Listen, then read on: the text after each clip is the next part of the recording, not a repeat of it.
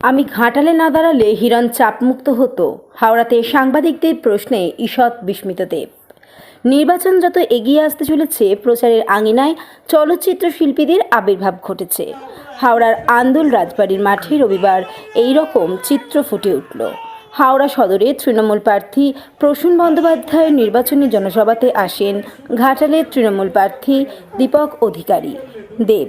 সাংবাদিকদের বিভিন্ন প্রশ্নের উত্তর দেওয়ার মাঝে হিরণের জায়গাতে অন্য কেউ দাঁড়ালে কতটা চাপমুক্ত থাকতেন শুনেই কে বলছে এই কথা বলে পাল্টা প্রশ্ন ছোড়েন দীপক অধিকারী ওরফে দেব। এরপরই পরিস্থিতি সামলে নিয়ে তিনি বলেন, তোমায় কে বলল হিরণ আমাকে চাপ দিচ্ছে? হিরণ তো নিজেই চাপে আছে বলেই উল্টোপাল্টা বকছে বলে আমার মনে হয়। আমি যেটা নিশ্চিত করেছিলাম, ঘাটালে না দাঁড়ালে হিরণ চাপমুক্ত হতো। আমি চাপে নেই, হিরণ চাপে আছে। আর ঘাটালের মানুষ এতদিনে নিশ্চিত করে নিয়েছেন কাকে ভোট দেবেন। এখন শুধু সময়ের অপেক্ষা। এরপরই ঘাটাল মাস্টার প্ল্যান অসম্পূর্ণ রয়ে গেছে বলে সেটা নিয়ে প্রশ্ন করা হলে পাল্টা বলেন, যে কাজগুলো হয়েছে সেটা নিয়ে সংবাদ মাধ্যম বলছে না তো। দেব পাল্টা দাবি করে বলেন, রাস্তাঘাট তৈরি থেকে শুরু করে বন্যার সময় মানুষদের পাশে থাকা, এই কাজগুলো সংবাদ মাধ্যমের চোখে পড়ে না। আমার মনে হয় সরকারের কাজের শেষ হয় না, সময়ের সঙ্গে সঙ্গে তা আরও বাড়তে থাকে। অনেক কাজ হয়েছে। যে দল মানুষের প্রত্যাশা মতো কাজে টিকে থাকবে, মানুষ তাকেই ভালোবাসবে। পাশাপাশি দীপক অধিকারী দাবি করে বলেন, তার বিরুদ্ধে হিরণ যে কথাগুলো বলছে সেগুলো না বললে সংবাদ মাধ্যমের সামনে পাত্তা পাবে না।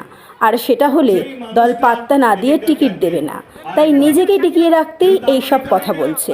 রবিবারের সভা থেকে দেব দাবি করেন, হাওড়া সদর কেন্দ্রে প্রসূন বন্দ্যোপাধ্যায় আরও বেশি ভোটে জয়ী হবে। একটু ভাববেন আপনারা কাকে ভোটটা দিচ্ছেন।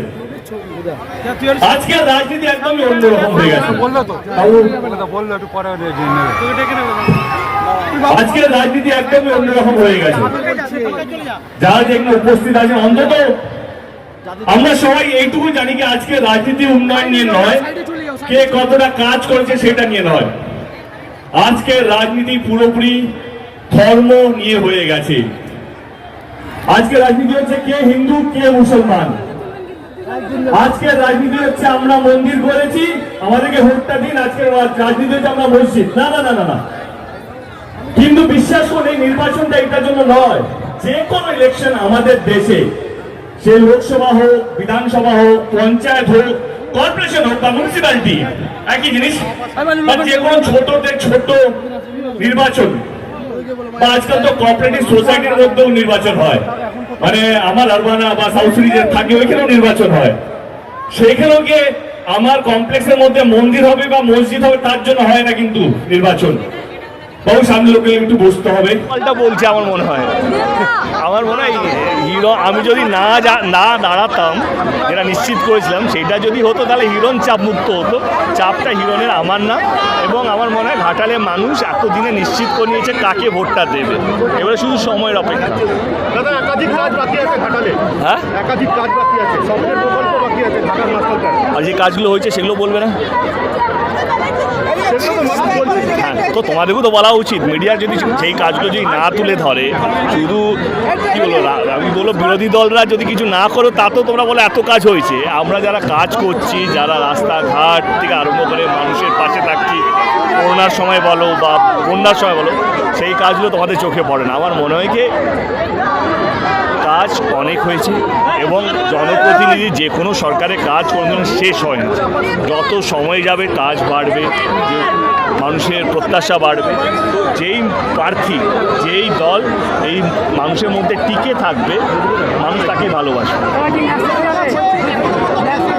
আমি বলে দিলাম। হ্যাঁ, কি বললে?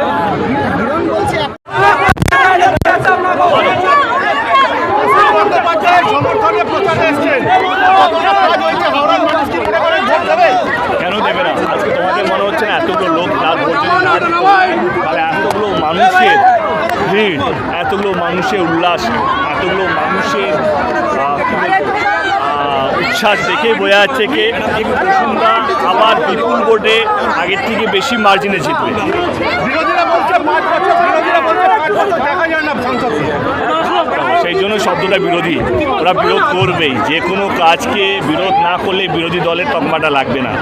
বিরোধীরা কি যখন দেখতে পাচ্ছে পায়ের তলা থেকে মাটি নেই, মানুষ নেই সঙ্গে, তখনই তো ওরা আক্রমণ করে। আমার মনে হয় বিরোধী দল, সমস্ত বিরোধী দল নেতাকে, সে শুধু বিজেপি বলো না সিপিএম করো, সমস্তকে মাঠে নামুন, মানুষের কাছে যান।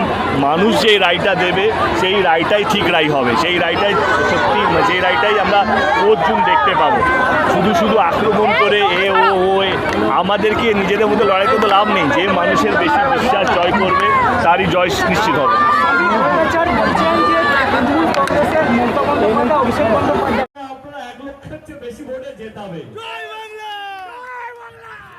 হাওড়া থেকে সৈকত দাসের রিপোর্ট, খবরের সন্ধানে।